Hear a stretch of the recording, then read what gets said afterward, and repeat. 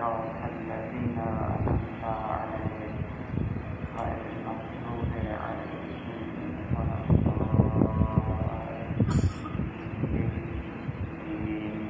درود پڑھیں محمد واسطہ.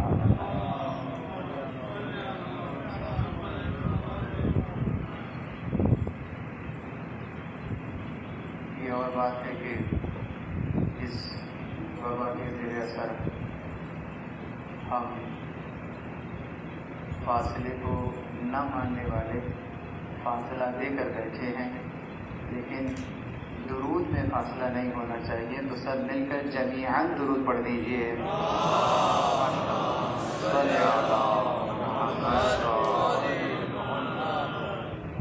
اعوذ باللہ من الشیطان الرجیم. بسم اللہ الرحمن الرحیم. الحمد للہ رب العالمین.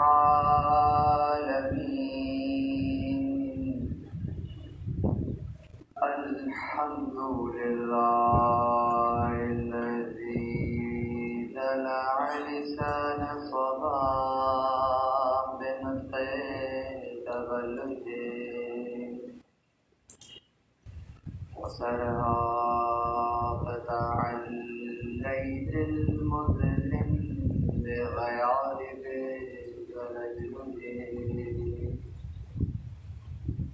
وأتقنا صنع الفلك الدبار في مقادير تبرجه وشعشع ضياء الشمس لنور تعجده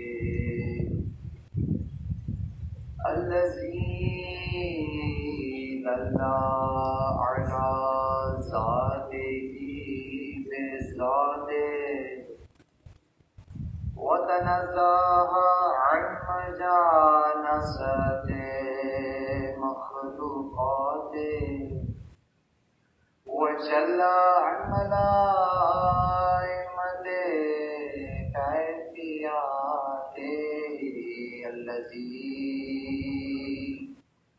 قرب من قطرات الظنون وبعد عن وهوات العيون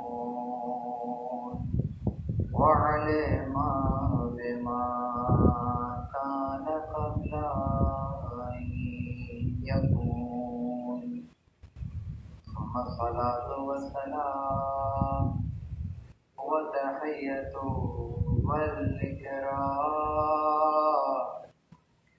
على رسول الثقلين رحمة للمشرقين والمغربين جد الحسن والحسين سيدنا ومولانا وذي القاسم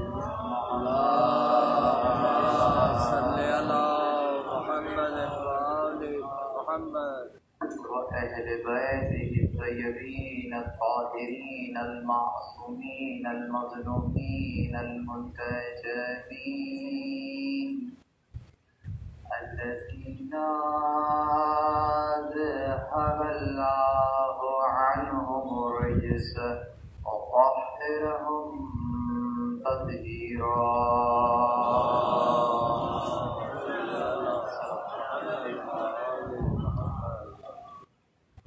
لعنة الله على أعدائهم من يوم عذابتهم إلى قيام يوم الدين. أما بعد، قال الله سبحانه وتعالى في محكم كتابه المجيد وفرقانه الحميد بسم اللہ الرحمن الرحیم اللہ الذی خلق السماوات والارض وما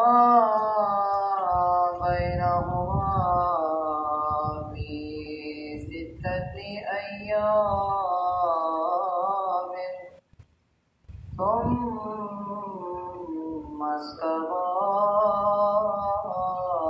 على العرش ما لكم من دونه من ولي ولا شفيع أفلا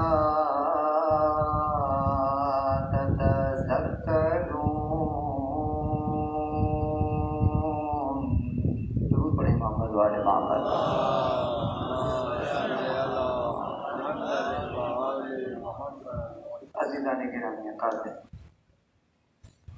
خدا کا لطف ہے، خدا کا احسان ہے، خدا کی توفیق ہے کہ اس نے ہمیں اور آپ کو ایک موقع اور عنایت فرمایا کہ ہم ایک مرتبہ پھر 1442 ہجری کے ایام اعضاء میں سانس کھینچ رہے ہیں اور اپنی احساس ذمہ داری کا عملی ثبوت دیتے ہوئے اس وقت فرش اعضاء پر موجود ہیں، اور نور علی نور، یہ کہ نہ صرف یہ کہ فرش اعضاء پر موجود ہیں بلکہ خانہ خدا میں بھی موجود ہیں۔ تو گویا جس زمان کا تذکرہ آپ کے سامنے کیا وہ بھی محترم، اور جس مکان کا تذکرہ کیا وہ بھی محترم۔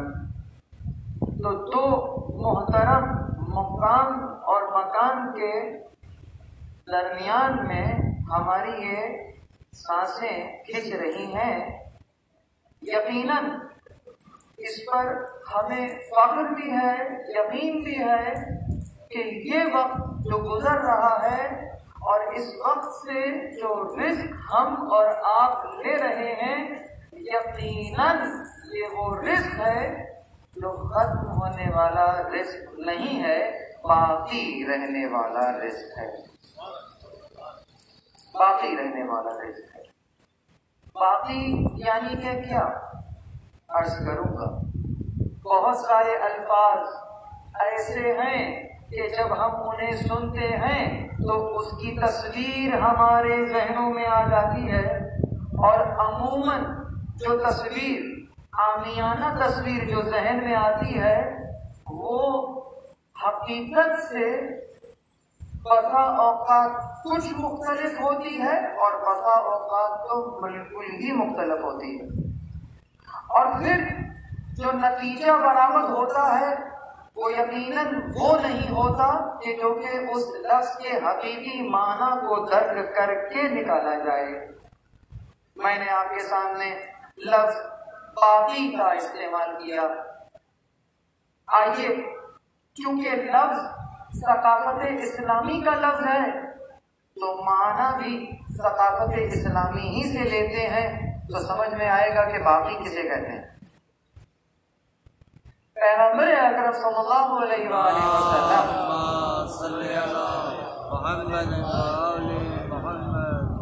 گھر تشریف لائے اور اپنی زوجہ محترمہ کو کچھ گوشت دیا کہ اسے تقسیم کر دیجیے گا، اور پھر اپنے امور کو انجام دینے کے لیے گھر سے باہر چلے گئے، اور کافی دیر کے بعد جب واپس لوٹے تو ہوتا ہے نا کہ جب گھر آتے ہیں تو وہ جو کام کہا جائے تو یوں ہی پوچھ لیا جاتا ہے۔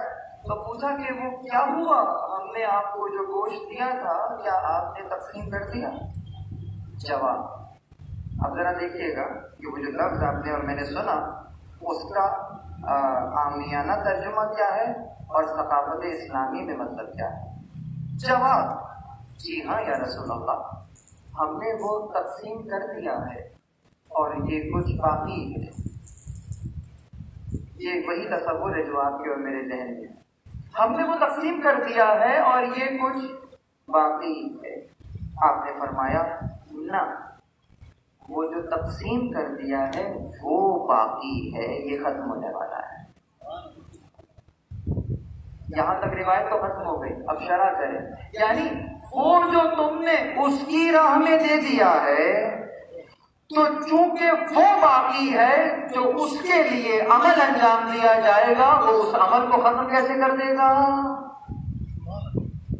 تو اس انداز سے اگر دیکھا جائے تو الفاظ اگر ثقافت اسلامیہ سے لیے تو بالکل اس کے معنی بھی ثقافت اسلامیہ سے لیے جائیں گے۔ آپ کے سامنے سورہ مبارکہ سجدہ کی 4 نمبر کی آیت تلاوت کی گئی، اور کوشش یہ رہے گی کہ آج اور کل کی گفتگو میں اسی آیت کے گرد جتنے خدا نے جتنی توفیق ہوئی اتنی گفتگو کر سکیں گے، اور جن ایام میں یہ ذکر ہو رہا ہے ان شخصیات سے بھی تبرک لیتے ہوئے کچھ پہلو ان کی زندگی کے متعلق بھی بیان کریں گے، اور خاص طور پر وہ موضوع جو آج کی اور کل کی تقریر کا عنوان جو قرار پائے گا، جو عنوان ان 2 تقاریر کا قرار پائے گا، وہ اس آیت سے بہت زیادہ مربوط ہے، اور وہ کیا موضوع ہے؟ شفیع اور ولی۔ شفیع اور ولی یعنی شفاعت اور ولایت کے اوپر ہم ان 2 دنوں میں انشاءاللہ گفتگو کریں گے۔ اس کے لیے جس آیت کا انتخاب کیا وہ سورہ سجدہ کی 4 نمبر کی آیت۔ کس انداز سے آیت شروع ہوئی؟ کہا اللہ، اس میں جلالہ سے آیت شروع ہوئی۔ پروردگار عالم جب کسی آیت کا آغاز کرتا ہے کہ خود ایک موضوع ہے کہ آیت کا جو پہلا لفظ ہے وہ کیا ہے، آیت شروع کیسے ہو رہی ہے اور ختم کہاں ہو رہی ہے، یہ خود ایک موضوع ہے۔ کس صفت سے شروع ہو رہی ہے اور کس صفت سے ختم ہو رہی ہے، یا اگر اسم سے شروع ہو رہی ہے تو کس اسم سے شروع ہو رہی ہے اور کس اسم پہ ختم ہو رہی ہے، یہ بہت ضروری ہے۔ جوانوں سے اگر خطاب کروں تو یہ کہہ سکتا ہوں کہ بریکٹ اوپن کہاں ہو رہا ہے، کلوز کہاں ہو رہا ہے، تو پھر مطلب پورا سمجھ میں آ جائے گا۔ اس آیت کو پروردگار نے اپنے اسم جلالہ سے شروع کیا۔ بہت توجہ، خدا کے بہت سارے نام ہیں، وَلِلَّهِ الْأَسْمَاءُ الْحُسْنَى فَادْعُوهُ بِهَا، کہ اس کے لیے وَلِلَّهِ اور اللہ کے لیے اسماء الحسنى بہت اچھے اچھے نام ہیں، فَادْعُوهُ بس اس کو پکارو بِهَا ان کے ساتھ۔ یعنی اگر آپ اس میں غفار کی تجلی لینا چاہیں گے تو کیا کیجیے گا؟ آپ کوئی ذکر کریں گے جس میں استغفار ہو، استغفر اللہ واتوب الیہ، استغفر اللہ ربی واتوب الیہ، اور اس انداز کے مختلف اذکار۔ تو ان اذکار سے آپ کس اسم سے کس صفت سے تجلی لیجیے گا؟ یقیناً اس کے اسم غفار سے تجلی لیجیے گا۔ اسی انداز سے اب اگر کوئی شخص خدا کے اسم علیم سے تجلی لینا چاہتا ہے تو یا علیم کہہ کر تجلی لے لے گا۔ تو اب اس انداز سے خدا کی مختلف صفات ہیں، اور دل پر ہاتھ رکھ کے بتائیے، اب بتائیے، میں نے 2 مثالیں تو دے دی، اب اگر کوئی کہہ رہا ہے یا رزاق ہو، کسی نے خدا کو رزاق کہہ کے پکارا، کیا مانگنا چاہ رہا ہے؟ گویا دعا تو زبان پر آنے کی ضرورت ہی نہیں ہے۔ اب آپ مجھ سے پوچھ سکتے ہیں تو کہ اس طرح سے تو پکارنے کی ضرورت ہی نہیں ہے۔ وَعَلِمَ بِمَا كَانَ قَبْلَ أَن يَكُونَ، جو اشیاء کو ان کے ہونے سے پہلے جانتا ہے، جو دلوں کے بھید جانتا ہے. اللہ علیم بذات الصدور، وہ تو تمہاری ذات صدور کو جانتا ہے. وہ جو ذات صدور کو جانتا ہے، جو ایسے علم کو جانتا ہے کہ جو ہم خود نہیں جانتے کہ ہم جانتے ہیں مگر وہ جانتا ہے. ایک علم وہ ہے کہ جو آپ جانتے ہیں مگر دوسرے سے چھپاتے ہیں. ایک علم وہ ہے کہ جو کہ واقعہ آپ جانتے ہی نہیں ہیں، لیکن ایک ہے کہ یقیناً آپ کے کہیں پر وہ موجود تو ہے لیکن خود آپ اپنے علم سے غافل ہیں. یہ ذات صدور کا علم ہے، وہ بھی جانتا ہے. جو آپ کے ہونے سے پہلے آپ کا انجام جانتا ہے، جو آپ کے ہونے سے پہلے آپ کو عدم سے جانتا ہے، اس وقت سے جانتا ہے. اس کی نالج میں کوئی اضافہ نہیں ہوتا. ہمارے عدم سے ظہور کرنے میں، سامنے آنے میں، ظاہر ہونے میں، حل ہونے میں اس کی علم میں کوئی اضافہ نہیں ہوتا. تو پھر بتائیے وہ کیوں کہہ رہا ہے کہ تم مجھ سے پکارو، مجھ سے پکارو، ادعونی، مجھے پکارو، استجب لکم. بہت توجہ. اس کا مطلب یہ مانگنے میں احتیاط کس کی ہے؟ محتاج کون ہے؟ پکارنے کے لیے محتاجی کہاں ہے؟ یوں نہیں ہے کہ جب تم پکارو گے تو میں تمہیں سنوں گا تو پھر پتا چلے گا کہ کیا مانگ رہے ہو تو دے دوں گا. یہ تو خدا کو اپنے جیسا سمجھ لینا ہے، ایسا نہیں ہے. تو وہ جو میرے ذات صدور کو جانتا ہے وہ کہہ رہا ہے پکارو. کیوں؟ وہ چاہتا یہ ہے کہ جب تم اس کو پکارو گے وہ تمہاری آواز تمہیں سنائے گا اور تمہارے فقر کو واضح کر دے گا. تمہارے فقر کو واضح کرے گا، آشکار کرے گا کہ دیکھو کہیں تکبر نہ آنے پائے. ذرا سا بھی تکبر اگر آیا تو یقیناً بڑے سے بڑے عمل ختم. اگر اچھا عمل بھی کر رہے ہیں، یقیناً بزرگ بیٹھے ہیں ان کو تو سبق سنا رہا ہوں، جوانوں سے کہہ رہا ہوں، اگر اچھا عمل بھی کیا ہے، اگر سچ بھی بولا ہے، اپنے لیے بولا ہے، تو باقی نہیں رہے گا، ختم ہو جائے گا. اس لیے کہ جس عالم میں بولا ہے وہ عالم باقی نہیں رہے گا.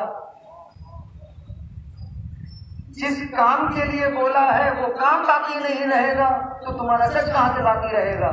لیکن اگر یہ سچ اس کے لیے بولا ہے تو وہ بھی باقی رہے گا، تمہارا سچ بھی باقی رہے گا.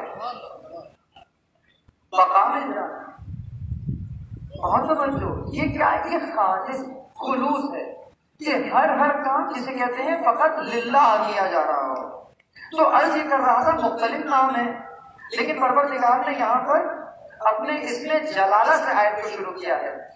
تو یقیناً اگر کوئی اس میں علیم سے تجلی لینا چاہے گا تو یا علیم وہ کہے گا، اس میں غفار سے تجلی لینا چاہے گا تو استغفار کرے گا، اور اگر اسی طرح سے خدا کے علم کو طلب کرنا چاہے گا تو حلیم کہے گا، اور اس انداز کی مختلف صفات سے یاد کرے گا. لیکن عزیزوں اگر کوئی ایک لفظ کے اندر ہی تمام صفات کے تجلی کو لینا چاہے تو پھر کس نام سے خدا کو پکارے؟ تو پھر وہ یہ نام ہے اس میں جلالہ، یعنی اللہ کہہ کر پکارو. ہر صفت کی تجلی موجود ہے. اس لیے کہ خدا کا اس میں ذات ہے. مجھے بھی صفات اور ذات کی بحث میں نہیں جاننا ہے، اشارہ کیا ہے فقط، یعنی کہ خدا کا یہ اس میں ذات ہے، باقی اسمائے صفات تھے. تو پروردگار نے اس آیت کو کس سے شروع کیا؟ اللہ. اب جیسے ہی میں نے کہا اللہ تو ذہن میں کچھ آیا ہوگا، فکر نے کچھ حرکت کی ہوگی، تدبر کیا ہوگا. یہ جو آپ کہہ رہے ہیں قل هو اللہ احد، کہہ دو وہ اللہ ایک ہے، کہتے ہیں نا. تو آپ نے کیا کیا؟ اس جملے کے اندر یقیناً طالب علم بیٹھے ہوئے ہیں، ان کو بیان کرو کس انداز سے. کیا دیکھیں؟ قل کہہ دو ہوا وہ اللہ، وہ اللہ احد یکتا ہے. اس کلمے میں جو اللہ اور جو آخر میں احد، اگر اس کو جوڑیں گے تو اللہ احد کیا ہے؟ یعنی مبتدا اور مصدر پڑھتے ہیں نا، تو اس میں خبر کیا ہے؟ خبر یہ ہے کہ وہ احد ہے. یہ خبر جو احد ہے، آسان اردو میں بیان کروں تاکہ سب سمجھ لیں کہ یہ جو خبر ہے کہ وہ احد ہے، یہ کس کی خبر ہے؟ آپ کہیں گے اللہ کی خبر ہے کہ وہ جو اللہ ہے وہ یکتا ہے. تو یہ بتائیے کہ یہ تو آپ ایک خبر بتا رہے ہیں کہ وہ جو ہے وہ یکتا ہے، لیکن یہ تو بتائیے کہ وہ جو وہ ہے کون؟ جب تک اس وہ کی معرفت نہیں ہوگی یہ احد ہونا کس حد تک فائدہ دے گا؟ یہ تو خبر ہے اس کی. پہلے یہ تو بتاؤ کہ وہ جو اس جسے کہہ رہے ہو، وہ جو ہوا جسے کہہ رہے ہو، وہ ہے کون؟ اس کی معرفت ہے یا نہیں ہے؟ اب اس کا مطلب یہ ہے کہ جتنی معرفت بڑھتی رہے گی اتنی صفات سے تجلی بھی لیتے رہو گے. سمجھ میں آ رہی ہے بات؟ اب کہا اللہ، آیت شروع ہوئی اللہ. اب ذہن میں کچھ آیا، خدا معلوم کسی کے کیا آیا، کسی کے کیا آیا. کہا تم نہیں جانتے کون اللہ؟ اللہ وہی اللہ الذی جس نے خلق السماوات والارض، جس نے آسمانوں اور زمین کو خلق کیا، وما بینہما، اور جو کچھ اس کے درمیان میں ہے. اب یہ سمجھ لیجئے کہ وہ جو آسمان جسے خلق کیا ہے، جسے سائنسدان نہیں سمجھ پایا کہ اس کی حد کہاں ہے. پہلے آسمان کی حد کہاں ہے سائنس کو نہیں معلوم، کہ کہاں تک اس کی حد ہے. لیکن فلسفے میں ہم اتنا کہہ سکتے ہیں کہ ہاں اس کی حد ہے کہاں؟ جہاں سے دوسرا آسمان شروع ہوتا ہے وہاں سے پہلے کی حد ہے. دوسرا کہاں تک ہے؟ جہاں سے تیسرا شروع ہوتا ہے وہاں دوسرے کی حد ہے. تو اتنا تو سمجھ میں آ گیا کہ ہاں یقیناً محدود ہے، تبھی تو 7 ہے. یہ جو سماوات کی تعداد ہے تبھی تو اتنے ہیں، یہ ان کی حد ہے. اچھا اب یہ جو حد ہے ان کے زمین اور آسمان چاہے کتنا ہی وسیع اور کتنا ہی بلند ہو جائے، جب یہ کہہ دیا وما بینہما، تو بین کا مطلب بھی ہے کہ اسٹارٹنگ اور اینڈنگ پوائنٹ تو ہوتا ہے کہ جس کے درمیان کی بات ہو رہی ہے. توجہ ہے؟ اب اس کے درمیان کی بات ہو رہی ہے. درمیان میں کیا ہے؟ درمیان میں وہ ہے جو تمہارے وہم و گمان میں بھی نہیں ہے. درمیان میں لامحدود ہے. اب مجھے کہہ لینے دیجیے، جب آپ کہہ رہے ہیں کہ ہمیں معلوم ہی نہیں ہے پہلا آسمان کہاں تک ہے، تو اس کی حد کدھر ہے؟ پریکٹیکلی تو حد نظر نہیں آ رہی ہے. تو یعنی کیا ہے؟ درمیان میں لامحدود ہے. اللہ اکبر، بہت توجہ. وہ جو درمیان میں لامحدود ہے اس میں جو کچھ ہے وہ اس نے خلق کیا ہے 6 ایام میں، 6 دن. 6 دن میں زمین اور آسمانوں کے درمیان میں جو کچھ ہے وہ خلق کر دیا. وما بینہما فی 6 ایام میں. ثم، اس کے بعد، اب this is another process. ثم after that، جسے آپ کہتے ہیں فاصلے کے ساتھ. ثم، پھر استوى علی العرش، عرش پر استوى کیا. استوى کی کیا معنی ہے؟ نہیں معلوم کہ اسی جگہ پر بیان کر چکا ہوں یا کہیں اور بیان کیا. استوى کسے کہتے ہیں؟ استوى کے معنی جو عام لیے گئے ہیں، برادران نے بھی لیے، وہ یہ لیا کہ جناب بیٹھنا. یعنی جیسے اس وقت میرے سامنے احباب جو ہے وہ کرسی پر بیٹھے ہوئے ہیں، یہ ان کا کرسی پر استوى ہے. اگر میں ممبر پر بیٹھا ہوا ہوں تو یہ ممبر پر استوى ہے، بیٹھنا ہے. تو اب اگر بیٹھنا مانا لیں گے تو پھر گڑبڑ کیا ہوگی؟ مسئلہ یہ ہو جائے گا کہ بیٹھنا، اچھا اگر وہ بیٹھا ہے تو گویا پہلے کھڑا ہوا تھا تو جو بیٹھ گیا ہے، اور اگر بیٹھ گیا ہے تو وہ کرسی چاہے کتنی ہی بڑی کیوں نہ ہو، یقیناً خدا کا تصور چاہے کتنا ہی بلند کیوں نہ ہو، لیکن وہ کم از کم کرسی تو اتنی بڑی ہے کہ جس پر وہ بیٹھ گیا ہے، اور اتنی مضبوط بھی ہے کہ اس کا وزن بھی سنبھال لیا ہے. اگر سمجھ رہے، لیکن صرف ایک لفظ سے دھوکہ کھایا ہے تو گڑبڑ کہاں تک چلی گئی ہے؟ اچھا اب اگر بیٹھا ہے تو اس کا مطلب یہ ہے کہ کچھ چاہا تھا اس نے، کھڑے ہو کر کچھ مس ہو رہا تھا جس کے لیے بیٹھنا پڑا، جس کو احتیاج کہتے ہیں. یعنی محتاجگی تھی بیٹھنے کی تو بیٹھا. پتہ کیوں بیٹھا؟ تو بس سمجھ لیجئے اب ایک ایک کر کے گرہ کھولتے رہیے. تو جہاں محتاجگی آ جائے تو وہ جو ذہن میں آیا ہے وہ خدا ہی نہیں ہے. جہاں احتیاج آ جائے، جہاں نیاز مندی آ جائے تو سمجھ جانا کہ وہ سمجھ ہی نہیں ہے جو ذہن میں آیا ہے. یقیناً جب تم نے کہا کہ بیٹھ گیا کرسی پر تو سمجھ جانا کہ اس کو محدود کر دیا ہے. جو محدود ہو جائے وہ تو خدا ہی نہیں ہے. وہ تو محدود کیا خود لامحدود کا خلق کرنے والا ہے. ابھی بیان کیا کہ وما بینہما، جو ہماری وہم و گمان میں بھی نہیں آ رہا اس کا خالق وہ ہے. توجہ ہے. امام علیہ السلام نے اس انداز سے اس دریا کو ایک فقرے میں سمیٹ دیا ہے. کہا تمہارے ذہن میں جو تصور قائم ہوگا اس کی صفت کا تو یوں سمجھ لینا کہ وہ ہر اس صفت کی ضد ہوگا جو آپس میں ضد رکھتی ہے. اس جملے کو لکھ لیجئے گا اور بار بار پڑھیے گا. جب ذہن میں کوئی تصور آئے اس جملے کو پڑھیے گا. وہ ہر اس صفت کی ضد ہوگا جو آپس میں ضد رکھے گی. اللہ اکبر. آپ اور میں علم حاصل کرتے ہیں، عالم ہو جاتے ہیں. اگرچہ یہ بھی ایک سوال ہے کہ واقعی کیا عالم ہو جاتے ہیں؟ مجھ سے پوچھے تو اتنا ہوتا ہے کہ کم از کم ہم اپنے جہل کے عالم ہو جاتے ہیں. ہم یہ جان لیتے ہیں کہ ہم کچھ نہیں جانتے تو اپنے جہل کے عالم ہو جاتے ہیں کہ یہاں تک ابھی تک مجھے یہ بھی نہیں معلوم تھا. ارے یہ کوئی نئی بات نہیں ہے. آپ کے یہاں پی ایچ ڈی اسکالرز جب اپنا تھیسس جمع کراتے ہیں، معلوم ہے تھیسس کے آخری چیپٹر کا کیا نام ہوتا ہے؟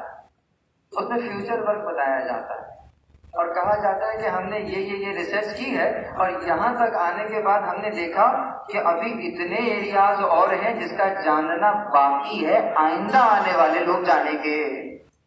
یعنی اس پوائنٹ پر آنے کے بعد یہ اسکالر اپنے جہل کا اعتراف کرتے ہیں، یونیورسٹی انہیں ڈاکٹریٹ کی ڈگری دے دیتی ہے. سمجھ میں آئی بات؟ تو یہ الگ سوال ہے کہ ہم عالم ہو بھی گئے کہ نہیں ہوئے. لیکن بہرحال یہ جو علم آپ نے لیا، اس علم کو لینے سے پہلے آپ کیا تھے؟ اس علم سے نامعلوم تھے. میں وہ لفظ استعمال نہیں کر رہا. نامعلوم تھا، معلوم ہو گیا ہے. تو نامعلوم کی کیفیت سے معلوم میں آئے ہیں نا، تو عالم کہلا رہے ہیں. یعنی اس معلوم کے مقابلے پہ وہ نامعلوم ایگزسٹ کرتا ہے. اس صفت کی ضد ایگزسٹ کرتی ہے. یقیناً تم ایک کیفیت سے نکل کے دوسری کیفیت میں آئے تھے جہاں تمہاری ذات میں چینج واقع ہوا ہے. وہ بسیط ہے، وہاں کوئی چینج نہیں ہے. تو جب وہاں کہو گے وہ عالم ہے تو اس کے مقابلے میں کوئی جہل نہیں ہے. مشکل بحث ہے، لیکن اس کو یہاں نہیں کریں گے تو کہاں کریں گے؟ باب العلم میں یہ بات نہیں ہوگی تو کہاں ہوگی؟ درود پڑھ دیجیے محمد والے محمد پر. تو کہا 6 دن میں پیدا کیا. خلق السماوات والارض وما بینہما فی 6 ایام. 6 دن میں ہم نے پیدا کیا. ثم استوی علی العرش، اور پھر عرش پر. بات تو یہاں سے شروع ہوئی تھی نا. پھر عرش پر بیٹھ گیا. نہ بیٹھ نہ گیا. اچھا یہ بتاؤ بیٹھ گیا تو کیوں بیٹھ گیا؟ کہا اس لیے بیٹھ گیا کہ جیسے بادشاہ تخت پر بیٹھتے ہیں وہ تخت پر بیٹھ گیا ہے. اچھا تو پھر بادشاہ تخت پر کیوں بیٹھتے ہیں؟ ہاں بادشاہ تخت پر اس لیے بیٹھتے ہیں کہ وہ اپنی سلطنت کے امور چلاتے ہیں. بس اس کو لے لیجیے. اس کا مطلب آپ یہ کہنا چاہ رہے ہیں کہ اس نے خلق کیا اور وہ امر کرنا چاہتا ہے. یعنی کہ خلق بھی وہی کر رہا ہے، امر بھی وہی کرے گا. اور چاہیے ہوم ورک دے رہا ہوں، جہاں پر بھی زمین اور آسمان کی خلقت کا بیان ہوگا اسی کے اگلی آیات کے اندر استوا کا بیان ضرور آئے گا. اس کو کہیں گے کہ وہی خالق ہے اور وہی مدبر، وہ مدبر الامر، وہ تدبیر کرنے والا ہے. یوں نہیں ہے کہ خلق کیا تدبیر کوئی اور کرے گا، نہیں، خلق بھی وہی کرے گا، تدبیر بھی وہی کرے گا. اتنی تمہید جو میں نے اس آیت کی بنائی ہے وہ کیوں بنائی ہے؟ یہ ساری محنت میں نے اس جملے کے لیے کی ہے جو بھی کہنے والا. یہ جو آیت کا پہلا ٹکڑا ہے جس نے زمین آسمان اور جو کچھ درمیان میں ہے سب کی خلقت کا بیان کیا اور خلقت کے فوراً بعد امر کا بیان کیا، یعنی اس نے اپنی ولایت خلق اور ولایت امر کو کھول کر بیان کر دیا اس پہلے حصے میں۔ اتنی بڑی حقیقت کا بیان کرنے کے بعد وہ تم سے کہہ کیا رہا ہے؟ کہتا ہے مالکم من دونہ من ولی ولا شفیع، کہ تمہارے لیے مالکم تمہارے لیے اس کے علاوہ یا اس کے چھوڑ کر یا اس کے مقابلے پر نہ کوئی ولی ہے نہ کوئی شفیع۔ میرا موضوع ولی اور شفیع۔ ما لکم من دونہ من ولی ولا ما لکم من دونہ من ولی ولا شفیع، تمہارے پاس اس کے مقابلے پر اس کو چھوڑ کر نہ کوئی ولی ہے نہ کوئی شفیع۔ اگر وہ یہ کہے کہ تمہارے پاس نہ کوئی ولی ہے نہ کوئی شفیع، یہ آدھی بات ہوتی، کہا نہیں اس کے مقابلے پر کوئی نہیں ہے، وہی ہے۔ یعنی اب اگر کہیں پر یہ ٹیگ دیکھو گے بھی تو اگر یہ اس کے مقابلے پر دیکھ رہے ہوگے شرک ہوگا۔ توجہ ہے، بہت باریک نقطہ ہے، اگر بلند آواز سے درود پڑھیں تو ایک بہت باریک نقطہ بیان کرو۔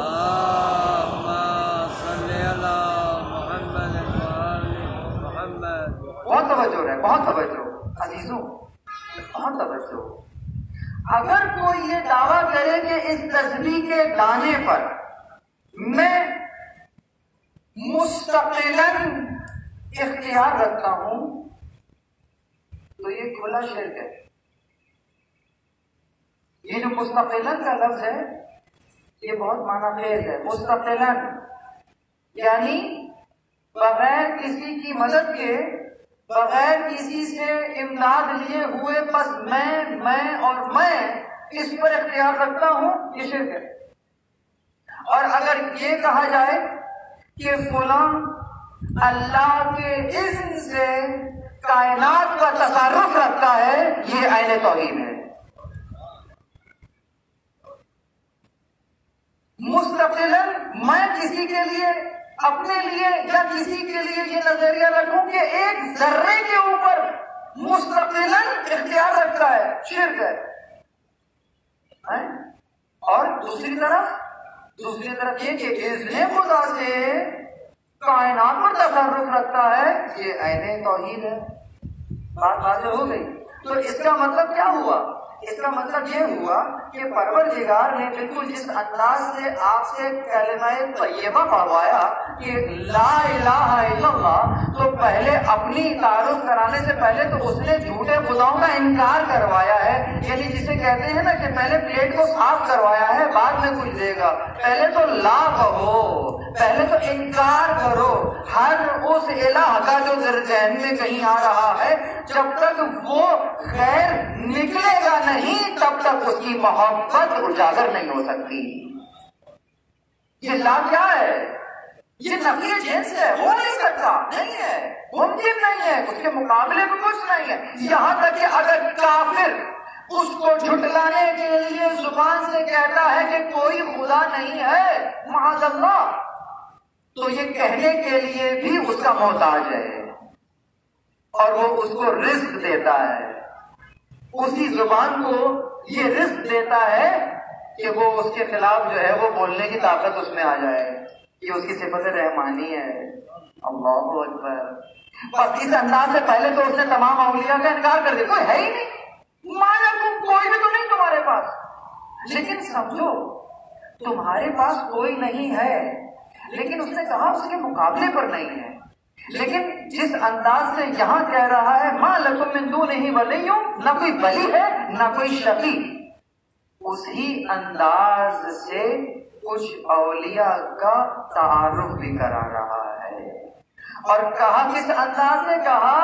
انما ولیکم، ادھر کہا تھا ما لکم من دونہ ولی ولا شفیع، ادھر کہہ رہا ہے انما ولیکم اللہ، کہ بس بے شک تم سب کے ولی کون ہے؟ اللہ ہے، وَرَسُولُهُ، اس ہو کو پہچانیے، یعنی وہی بات آ گئی کہ اس کے مقابلے میں کچھ نہیں ہے، کیونکہ یہ رسول اس کا رسول ہے، یہ بھی تمہارا ولی ہے۔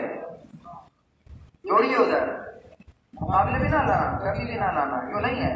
وَرَسُولُهُ، اس کا رسول ولی، اللہ ولی، وَرَسُولُهُ، اور اس کا رسول ولی ہے، وَرَسُولُهُ وَالَّذِينَ آمَنُوا الَّذِينَ يُقِيمُونَ الصَّلَاةَ وَيُؤْتُونَ الزَّكَاةَ وَهُمْ رَاكِعُونَ۔ درود پڑھے محمد والے محمد پر۔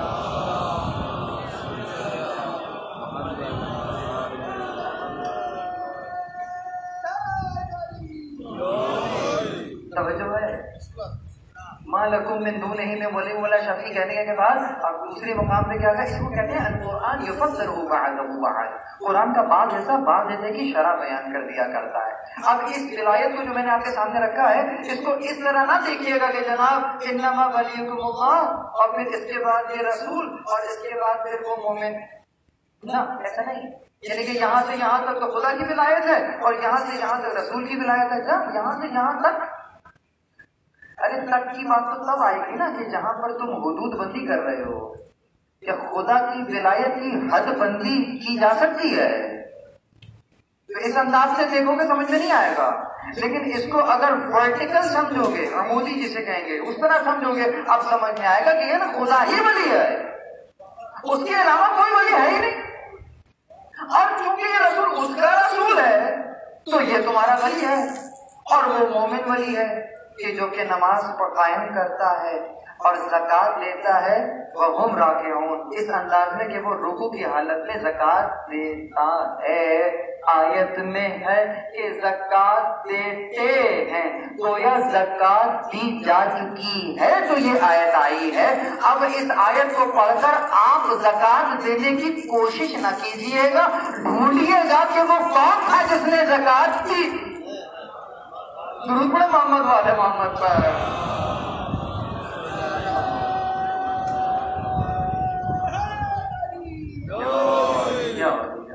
میں لے آیا وہ آہستہ آہستہ میں ولایت سے چلا، ولی سے چلا، رسول تک آیا، اور پھر رسول کے بعد ایک مومن تک آیا۔ اب جا کے تاریخ میں دیکھیے کہ وہ مومنین کون ہیں جن میں یہ صفات پائی جاتی ہیں، تو یقیناً چاہیے تفسیر دور منصور میں دیکھ لیجیے کہ کیا واقعہ نقل ہے، میں مختصر کر رہا ہوں، کس نے زکوٰۃ دی تھی، تو یقیناً ایک ہی شخصیت نظر آئے گی، لیکن ایسا نہ ہو کہ آپ، شاعر نے کیا خوب کہا، کہتا ہے کہ ذکر علی بھی کیجئے ذکر نبی کے ساتھ، ذکر علی بھی کیجئے ذکر نبی کے ساتھ، ورنہ کھلا تضاد ہے یہ زندگی کے ساتھ۔ ذکر علی بھی کیجئے ذکر نبی کے ساتھ، ورنہ کھلا تضاد ہے یہ زندگی کے ساتھ۔ اور توجہ رکھیے کہ حیدر کی ہمسری میں جو فیاض ہو گئے ان کی نماز دی گئی انگشتری کے ساتھ۔ ایسا نہ کر لیجیے گا، دیکھ لیجیے کہ کس نے دی ہے، کیونکہ واقعہ رونما ہو چکا ہے تو پھر نظر آئے گا۔ تو اس کا مطلب کہ پروردگار عالم نے یہاں دو اولیاء کا تذکرہ تو یہاں اس انداز میں کر دیا، اور پھر یہ سلسلہ اس انداز سے چلا کہ جس انداز سے پروردگار نے ولایت کا اعلان اور امر کا اعلان، یعنی کہ تسلیت میں ولایت اور امر میں ولایت بیان فرمایا۔ اب بس یہاں سے مختصر کر رہا ہوں، باقی گفتگو کو کل پر اٹھا رکھوں گا کہ یہ جو 6 دن کا معاملہ ہے یہ کیا ہے، بہت سمجھنا، یہ 6 دن نے کیوں پیدا کیا؟ وہ تو وہ کہتا ہے کن فیکون، تو پھر یہ 6 دن کا عرصہ کیوں لگا؟ اور یہ دن کون سے دن تھے؟ وہ 50,000 سال کے برابر کا جو ایک دن ہے یہ وہ دن ہے، اور یہ دن کس انداز کے دن تھے اس پہ پھر بات کریں گے، لیکن ابھی یہ ولی کا تذکرہ ہو گیا بات بالکل اسی انداز سے پھر یہ سلسلہ جاری و ساری رہا، اور ایک کے بعد ایک وصی کا تعارف ہوتا گیا، یہاں تک کہ رسول اللہ صلی اللہ علیہ وسلم نے فرمایا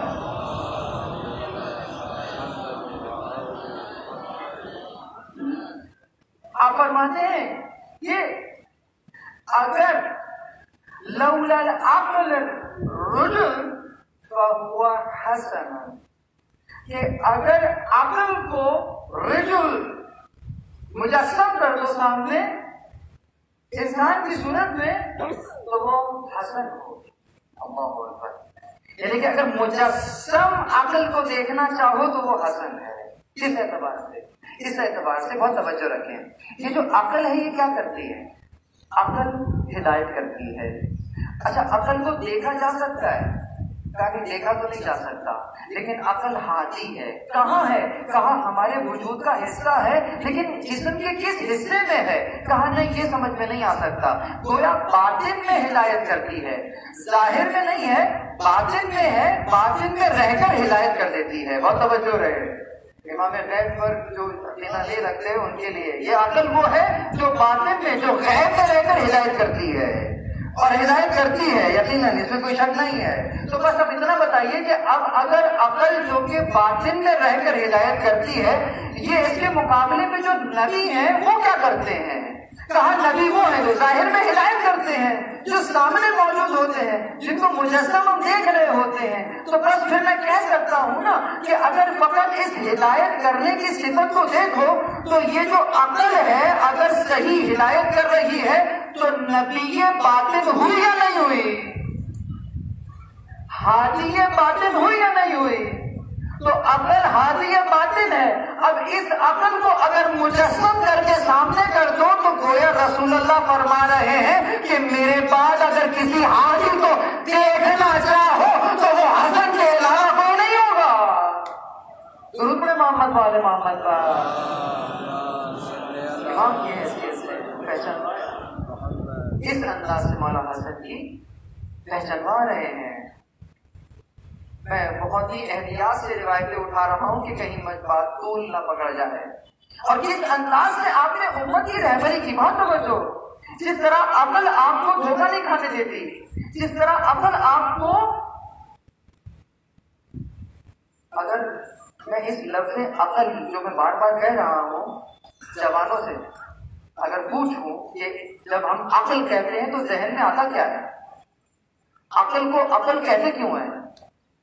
लेकिन ये मसला है हमारा, हम लोग पढ़ते नहीं हैं। मैं वसीयत कर रहा हूँ कि आप आज ये तहिया करें, आज ही शब में रसूलुल्लाह से तहिया करें। आप मदीना तुल इल्म में, हम ये तहिया करते हैं कि हम इल्म हासिल करेंगे, पढ़ेंगे। सुनी सुनाई बातें नहीं, पढ़ना शुरू करें। अक्ल को अक्ल क्यों कहते हैं? अक्ल ऊंट को जब बांधा जाता है ना तो जिस शय से बांधते हैं उसको क्या करते हैं? बांध देना, रोक देना। अक्ल हमें गलत संप में जाने से रोक देती है, जिसको आप मेच्योरिटी कहते हैं। जैसे जैसे मेच्योर होता रहता है इंसान, नाबगा नबूग जिसे कहते हैं, जैसे जैसे इसी तरह बच्चे का हाथ पकड़ कर चलते हैं। क्यों? बच्चा आपका हाथ पकड़ता है या आप बच्चे का हाथ पकड़ते हैं? कौन किसकी हिदायत कर रहा है? कौन किसको प्रोटेक्ट कर रहा है? आपने बांध के रखा है तो खबर नहीं, यानी कि उस बच्चे में अपनी अकल नहीं है तो आपने पकड़ लिया है। आपको किसने पकड़ा है? आपको आपकी अकल ने पकड़ा हुआ है, इसलिए अकल को अकल कहते हैं। तवज्जो है? तो बस इसी तरीके से अगर अकल को इस अंदाज से देखा जाए तो अंबिया अलैहिमुस्सलाम का एक नुकाती एजेंडा ही यही है कि मुआशरे की उकूल को कामिल कर दें ताकि वो भटकने से बच जाए। इसीलिए एक रिवायत है कि जो दौरे आखिर का बयान किया गया कि जब हुज्जत ज़मान ज़हूर करेंगे तो अपने क्या हो जाएंगी? कामिल हो जाएंगी, उनके वजूद की बरकत से, उनके ज़हूर की बरकत से। तो अर्ज़ ये कर रहा था कि वो किस अंदाज से उकूल को बुलंद करते हैं। पूछने वाले ने सवाल पूछा मौला हसन से, या रसूलल्लाह, हक और बातिल के दरमियान कितना फासला है? हक और बातिल दरमियान में फासला कितना है? जवाब, खुदा की कसम इस जवाब पर इंसान फिदा हो जाए। क्या कहा? कहा हक और बातिल के दरमियान 4 उंगलियों का फासला है। 4 उंगलियों का फासला। और 4 उंगलियां कैसी कहीं? क्या औरत, क्या मर्द, क्या बच्चा, क्या बड़ा, 4 انگلیوں کا فاصلہ ہے، یعنی وہ فاصلہ جو کان اور آنکھ کے درمیان ہے یہ حق اور باطل کے درمیان کا فاصلہ ہے۔ جو سنو فقط سنی سنائی بات پر یقین نہ کرو جب تک مشاہدہ نہ کر لو۔ پھر پوچھا کہ زمین اور آسمان کے درمیان میں کتنا فاصلہ ہے؟ کیا اللہ اکبر! فرماتے ہیں زمین اور آسمان کے درمیان میں فاصلہ مظلوم کی ایک آہ۔ اگر کسی پر ظلم ہوا ہے اور ظلم کے بعد ایک آہ برآمد ہوئی ہے فقط، یہ عرش پر سنائی دے گی۔ اللہ اکبر! کیوں فرما رہے ہیں یہ؟ تاکہ عقول کامل ہو جائیں، تاکہ معاشرہ اپنے کمال کی طرف جائے۔ بالکل اسی انداز سے، کیونکہ پروردگار عالم نے ہمیں اس عالم اسفل میں رکھا ہی اسی لیے ہے کہ ہم اپنے باطنی کمال کو کسب کریں، اور اگر یہ ہستیاں نہ ہوں تو پھر یقیناً ممکن نہیں ہے۔ اسی لیے پروردگار عالم نے جب اپنی ولایت کا اعلان کیا تو ذیل میں وَرَسُولُهُ اور وَالَّذِينَ آمَنُوا کہہ کر ان ولایتوں کا تذکرہ کیا۔ ولایت، بس آخری بات کر رہا ہوں، توجہ رکھیے گا، ولایت یعنی کہ کیا؟ یعنی وہ کون ہے؟ ولی۔ ولی کہتے کسے ہیں؟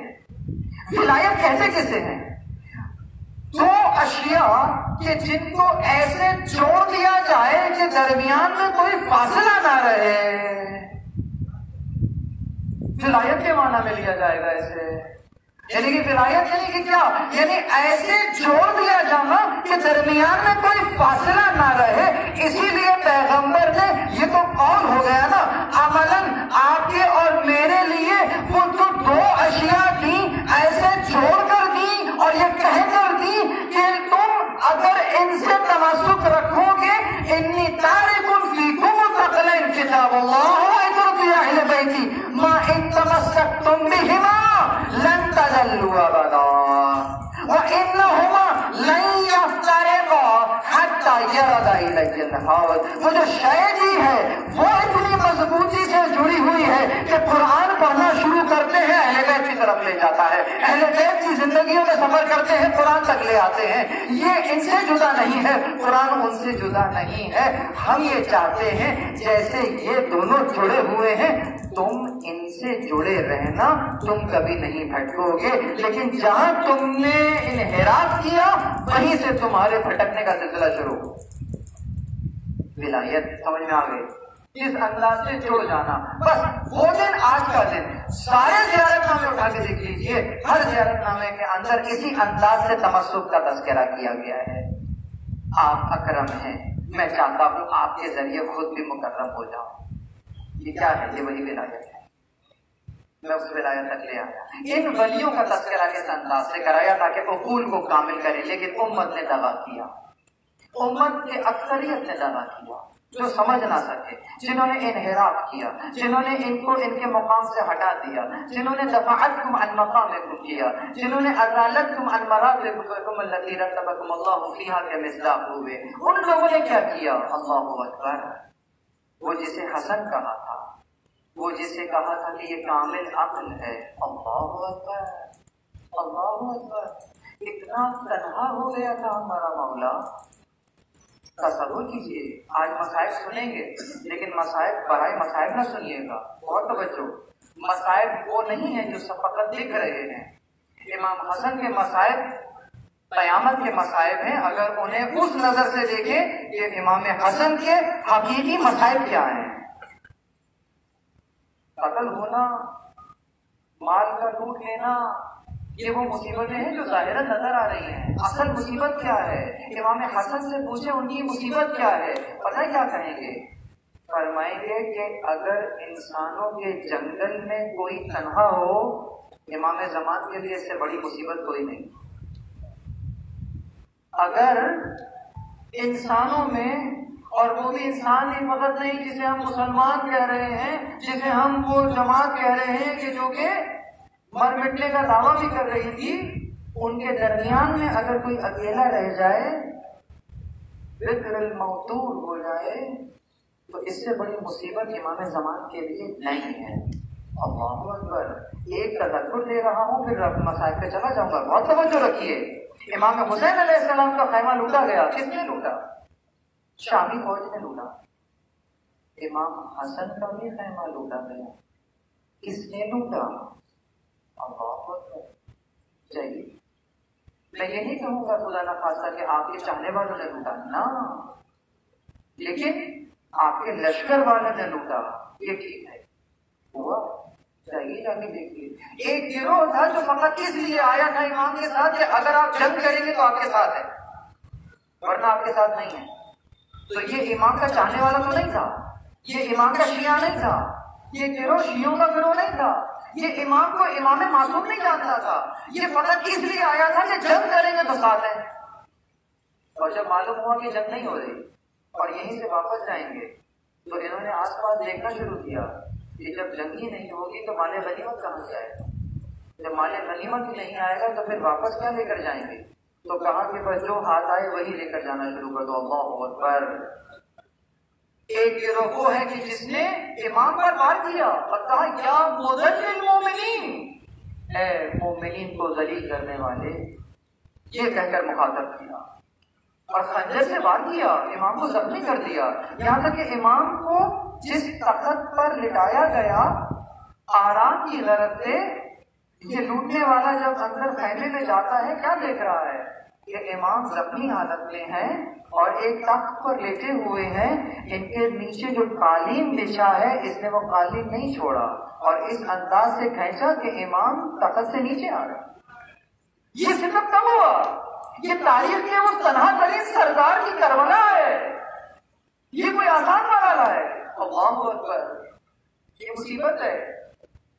اچھا یہ بتائیں، اگر آپ کسی کے ساتھ بہت نیکی کر رہے ہوں، آپ کسی کی ہدایت کے لیے اپنا سب کچھ قربان کر رہے ہوں اور وہ بدلے میں آپ کے ساتھ ایسا کچھ کرے، آپ کا کیا رویہ ہوگا؟ امام علیہ السلام کا رویہ کیا تھا؟ امام علیہ السلام اپنے ان چنے ہوئے کچھ لوگوں کی طرف دیکھ رہے ہیں کہ کسی انداز سے ان کی جانیں بچ جائیں۔ اگر یہ نہ کرتے تو آج ہم امام حسن کا نام اس انداز سے نہیں لے رہے ہوتے، ہم سب کے وہیں ختم ہو چکے ہوتے۔ امام نے کس انداز میں آپ کی اور میری جانوں کو بچایا۔ کسی نے کہا کہ مولا آپ نے سنا کیوں کی؟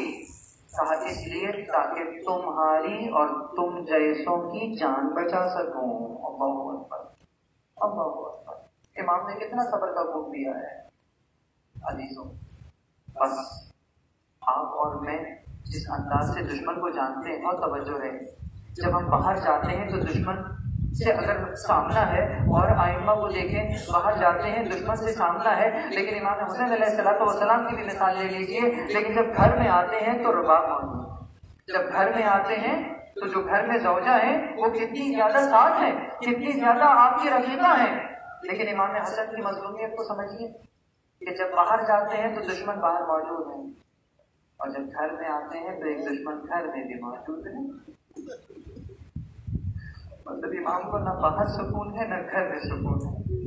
اس انداز سے امام کی زندگی گزر رہی ہے، اور وہ وقت بھی آیا، وہ وقت آیا کہ جب فقیر شام کی طرف سے بھیجا گیا زہر امام کو اس انداز سے دیا گیا کہ امام کے جگر کے ٹکڑے کٹ کٹ کر دشت میں آنے لگے۔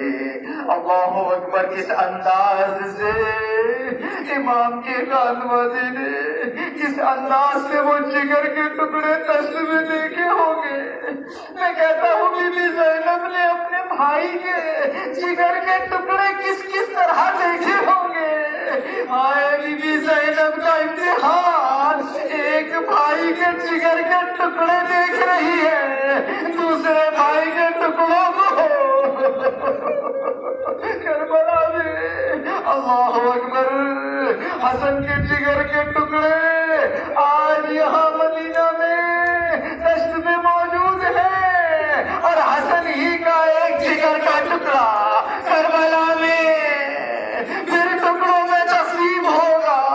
اللہ اکبر، یہ دشت سے دشت تک کا سفر، آج دشت میں جگر کے ٹکڑے دیکھ رہی ہے، کل دوسری مقام پر ایک اور دشت ہوگا، وہاں بھائی کا سر۔ اللہ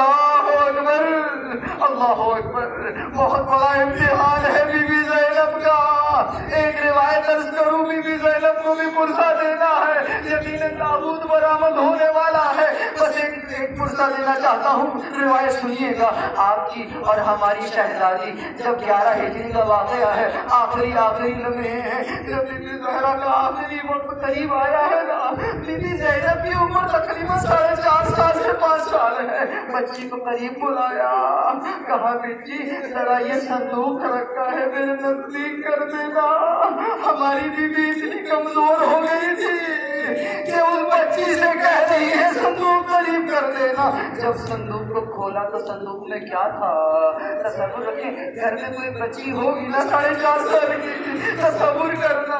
बच्ची ने जो शय निकाली क्या निकला, एक कफन बरामद हुआ।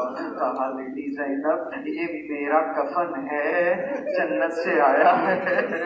बच्ची ने फिर कुछ उससे निकाला, क्या देखा संदूक के अंदर एक और कफन बरामद हुआ। कहा बेटी ये तुम्हारे बाबा का कफन है।